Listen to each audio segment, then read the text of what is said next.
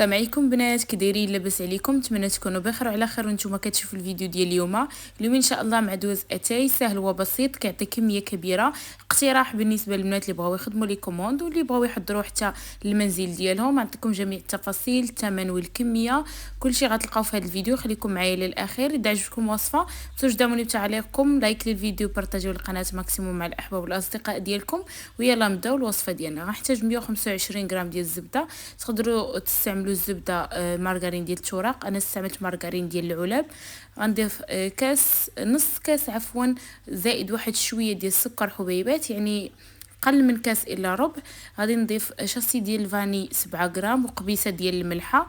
وغادي نخدم المكونات ديالي جيدا على الشكل اللي كتشوفوا. الزبده هنا انا عندي غير ديال البواطه لينه رطبه، يعني غتساعدنا بالزربه في الخدمه ديال هاد الحلوه. الا عندكم مارغرين راه هما بجوجهم مارغرين، غير اللي عندكم مارغرين ديال التوراق راه غتشد لكم شويه اليد. المهم هنا ضفت بيضه كامله وصفار بيضه، والبياض غنحتفظ به جانبا، هو اللي غنفند فيه الحلوه ديالي في التشكيل ديالها. غادي نخدم المكونات ديالي هنا مزيان.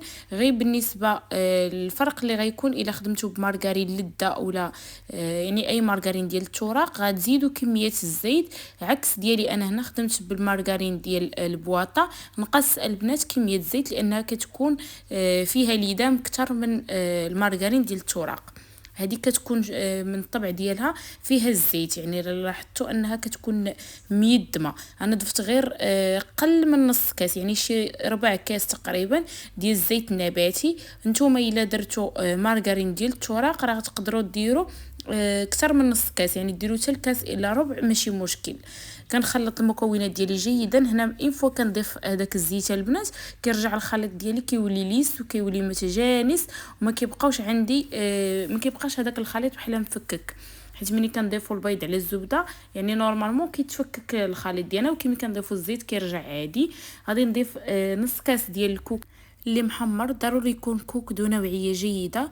بالنسبه اللي ما كيعجبوش الكوك يقدر يعوضوا بالكاوكاو حتى هو محمر ومطحون، تقدروا حتى تخدموا به عادي. اللوز اللي عندكم، المهم شي حاجه محمره تخدموا بها.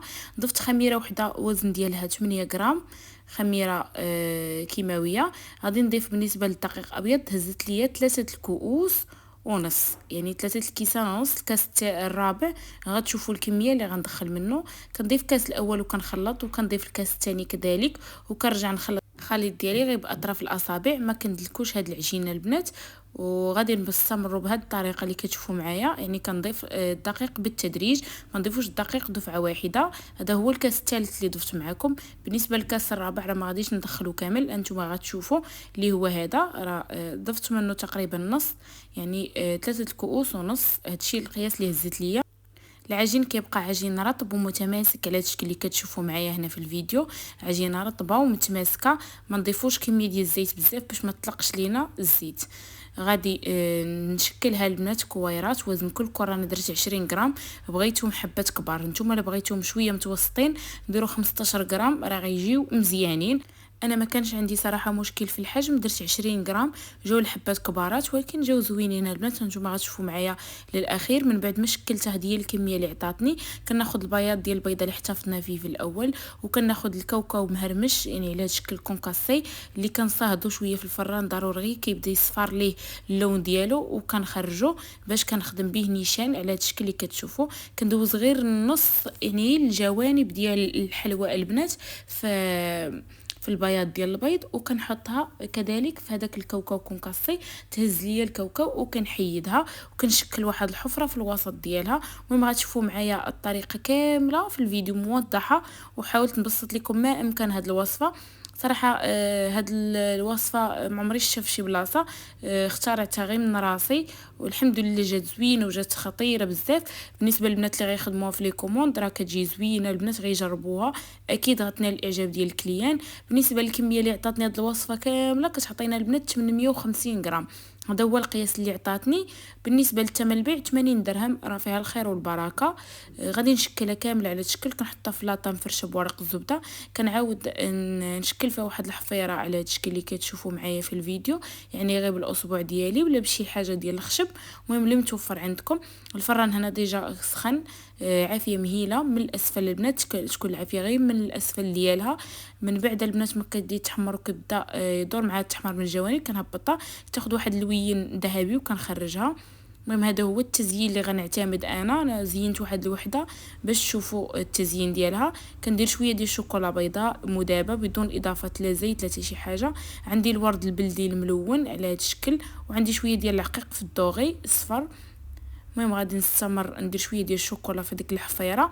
بالنسبه للبنات من دخلوها الفران من يدوز نص ديال الطياب ديالها ضروري تخرجوا اللاطه، تعاودوا توركوا على ديك الحفيره وتعاودوا تردوا اللاطه تكمل الطياب ديالها، لانه مع كدا طيب كدا تطلع هذيك الحفره اللي شكلنا حيت فيها خماره وحده كدا تطلع، ما غتبقاش لنا ديك الحفيره ديال اللي غنديروا فيها الشوكولا. المهم كنستمر بنفس الطريقه على هذا الشكل، كندير شويه ديال الشوكولا وكندير فوق هذاك الورد البلدي الملون وكندير شويه ديال العقيق. المهم كيبقى التزيين اختياري، تقدروا ديروا غير شوكولا بوحدها ما ديروا حتى شي حاجه اخرى. المهم داكشي كيبقى راجع ليكم نتوما كتحدوا الشكل ديالها كيفاش بغيتو يجي. المهم انا كنعطيكم اقتراحات يعني باش تخدموهم في لي كومود ديالكم تكسبوا بهم كليان، راه كيجيو غزالين بزاف. انا كنجربهم يعني عن تجربه ديالي، سواء انا خدمتهم الكليان سواء خدمتهم غير المنزل ديالي، وكنبغي نقترحهم عليكم.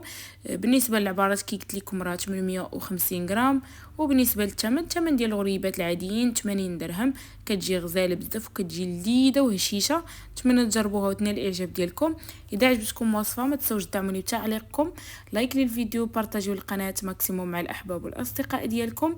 استودعكم الله الذي لا تضيع ودائعه، ما لقانا في فيديو جديد ان شاء الله.